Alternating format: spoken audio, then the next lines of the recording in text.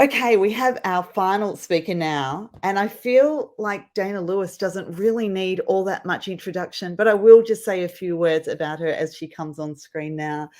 Dana has been a force and is an absolute force in the diabetes community, especially, well, across everything, but especially when it comes to open source technology. She is a pioneer. She's incredibly generous in the way that she shares all that she knows.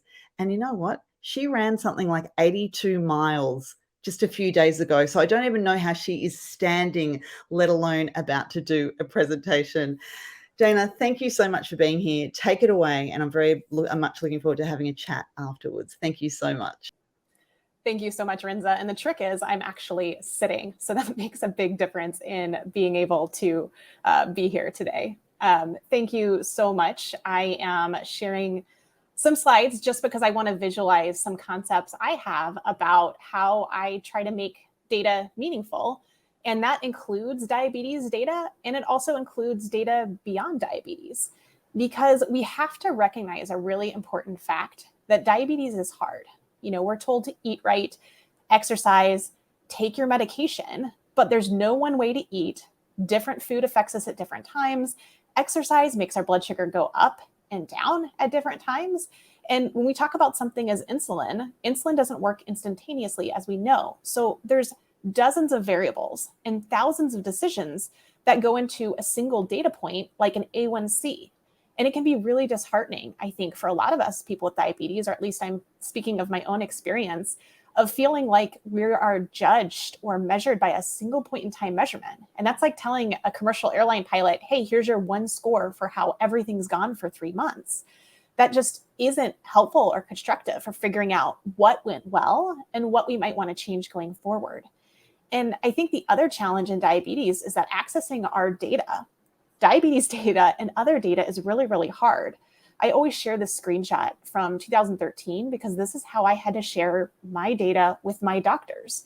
And so when my doctor would say, well, why did you go low on April 22nd at 4 p.m.? I'd be like, well, I don't know. You know, this data doesn't have my exercise. Was I working? Was I walking? What my insulin was doing? You know, it's just so not useful. But this is what we had to work with. It was really, really frustrating. And for me, it wasn't until I was able to get real-time cloud access to my glucose data from my CGM and pair it with some of the behavioral data of what I was doing. Was I eating? Was I exercising? Had I been modifying my insulin levels? That allowed me to really better understand all of those variables and putting them together in what's now known as an open source automated insulin delivery system.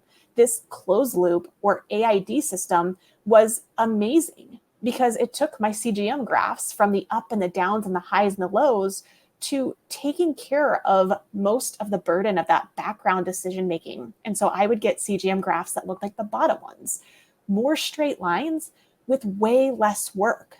And because it was solving some of those really weird variances on a day-to-day basis, I came to the realization that for me, data is not just the A1C. And it's not even just the time and range. It's not just about the glycemic output or outcomes, but we can also start to look at the inputs and behaviors of diabetes, and that is data too. So for example, we should be able to have the choices with any technology.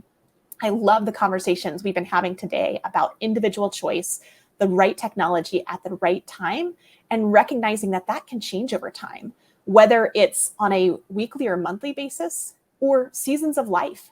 I was diagnosed at age 14, and what I needed for my diabetes technology and data has changed as I went to college, as I graduated and moved across the country by myself and lived alone. My needs have changed and my needs for data have changed. And that includes not only that outcome of what is happening to my blood sugars, short-term or long-term, but it's also looking at the behaviors and how much work it takes to manage my diabetes. And so I really want people to start thinking about data, both in terms of the glycemic outcomes. Like, yes, we would like to have an in-target A1C, good time and range, no hypoglycemia, and less hyperglycemia. But what if you could choose on a situational basis whether or not to inject insulin or to bolus manually? What if you could just do a general meal announcement and not have to precisely count carbs? What if you could skip a meal announcement altogether? What if you could eat low carb, high carb, or anything in between? Those are the choices we should be able to have. And we should be able to optimize between what matters to you. You may be looking at this list and thinking, well, I don't actually care about bolusing. That's not hard for me. Or I don't mind carb counting. I'm pretty good at that. Where somebody else may find that the fact of looking at a plate of food and seeing math, that may give them diabetes distress or impact their quality of life, and they just don't want to do it. Or maybe they're okay doing it most times, but in other times, like a date, you're going to the prom as a teenager, or you have a business meeting and you're trying to close a business deal and you just don't want to think about diabetes. Those are valid choices. And we want to have the technology and the data to support those choices about what matters to you as a person with diabetes. And one of my favorite illustrations of less work is this image from Solkaharo, who had been tracking the number of manual actions he, his wife, and other caregivers were taking with their son who has type 1 diabetes, and looking at the adoption of technology and how that changed over time. So they had a visual reinforcement of this has been less work. There's been less manual actions for helping their son reach target goal glycemic levels, which I think is so incredible. So we can look at data retrospectively to kind of validate, yes, this is working for me, or this isn't working for me and I want to change something. We can also use our past data to inform the future. We can use tools like what we developed in the open source community. There's something called Autotune. So you can plug in your past insulin dosing and carb entries and any other changes and generate a report where it can recommend changes to your basal rates, your ISF, your carb ratio. It's not a perfect tool, but it is a tool where a tool did not exist before. And it provides a different way to look at your data in a way that might make it helpful for you or in conversation with your healthcare provider to talk about making changes in the future. And really, that's what data should be doing for us. It should be helping us answer meaningful questions about what is important to us and how do we want to live our lives. There's all kinds of situations that we have on a regular basis as people with diabetes, things like starting a new medication. How do we know it works? A lot of the research studies for medications not for diabetes warn people with diabetes, your blood sugar may go high or low. That's really helpful, right? What do you know to look for? So I actually worked on this paper, the citation's at the bottom, it's an open access paper that specifically looked at blood sugar data and glycemic variability before and after starting a medication. And you can see the difference, the time and range difference was like 2%, 91 to 93%. It's not a big change, but you can see on the bottom, there are way less excursions above the target glucose range. And another way to look at it is like, how often was the blood sugar accelerating? Before the medication is blue, after is red. So you can see those lower levels of red means that there's less of those really steep changes in blood sugar data. So this could be for a new medication. It could be looking at your data for a special event, something that you want to do. If you do want to cross the Sahara or climb a mountain or run, or maybe you just want to jump on the trampoline after dinner, whether you're a kid or you're doing that with your kids, finding ways to pull this data together manually or automating it can make a big difference. And so when we think about data, we may not be tracking all of the data yet. And I think it's important to think about, what do you want to collect and what do you want to influence? You can look at input data, like those manual behaviors, boluses, injections for those on pens and syringes, things like carb announcements or meal announcements, the type or the size of the meal. And then we can look at the outcomes. And I think this is important. So when we talk to our healthcare providers about diabetes stuff, we can say, look, I want to focus on the inputs. I want to limit the work. I want to improve this particular outcome. This is what matters to me. And I think that's the most important conversation we can have around diabetes data is, what is it? Is it income data, input data, outcome data? How does it work for us? And how do we want it to work for us? And there's other data too that we can use. Some of us are privileged to have access to different wearables. And so some of the data I use from different wearables that don't really seem like diabetes data, but I use it in that way. One example is my resting heart rate.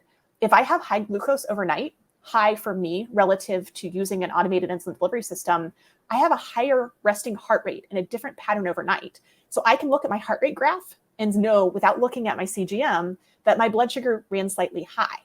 And I've also been able to use my heart rate data to actually detect that I had changes in my thyroid levels before my lab values, it was time for my yearly lab values. So that was a really helpful piece of data to say, okay, my thyroid levels are changing, not to the point normally where people would notice, but this along with my other symptoms mean it's time to take action.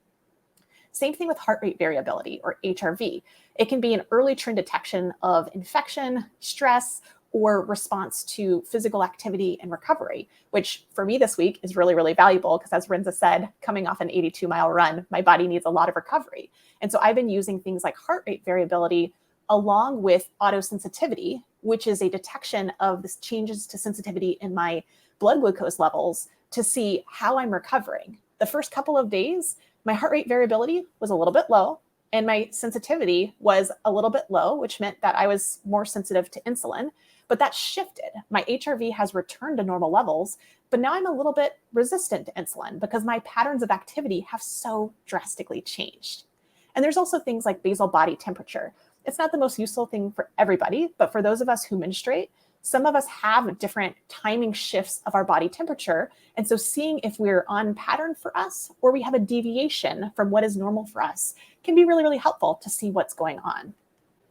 And finally, I just want to throw in some examples of how I talk about data with my healthcare providers, both with my diabetes team, but often I have to see doctors who don't know a lot about diabetes. And so I often like to point out that this, whatever we're talking about, is or is not typical for me, especially when we're talking about blood sugar data with providers who don't know me, because it's like an acute thing. I broke my toe, I broke my ankle, whatever reason it is, to be able to say like, look, blood sugar is not my number one priority.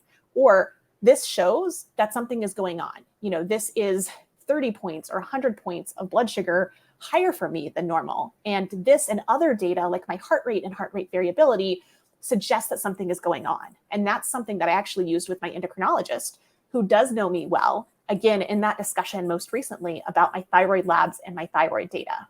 But I also think it's really, really valuable to know before you go in and to say this as many times as you need to, that the problem I am trying to solve today is blank. And talk about the data in a way that helps you focus on that. And if there's a conversation about data, whether it's blood sugar or not, that starts to not be helpful, to pause and come back to this and say, can we park this for another time? What I'm trying to solve today, what I want to accomplish is this. And then talk about the data that helps you answer those questions or arrive at the conclusion that you need to arrive at by the end of that appointment. So lots and lots of great stuff about diabetes, about data, about technology. And I think the theme of today is really coming back to choice and doing what's right for you and advocating for yourself. That's so important for people with all types of diabetes, regardless of which technology or devices you choose. And I just want to thank everybody for the conversation and for highlighting these things and sharing them with other people with diabetes. Dana, thank you so, so much. Thank you for these excellent tips. And absolutely, that is what I was thinking. I was frantically taking notes. Somebody said, I can't believe it, Dana is here. You are a bit of a rock star, Dana. I think that there are some people who are very, very excited to hear you, as I am, anytime I get to hear you. And so there's some really great comments here. Yes, I think that this should also be printed on a big poster. Data isn't about just about glycemic outcomes. There is so much more to that when it comes to diabetes. So thank you so, so much. I'm going to let you take a deep breath, just a little one though, because then we're going to bring you back on and aid your recovery. 82 miles, that I don't think I've even driven that far in a day. So, and you ran it. Okay. All right.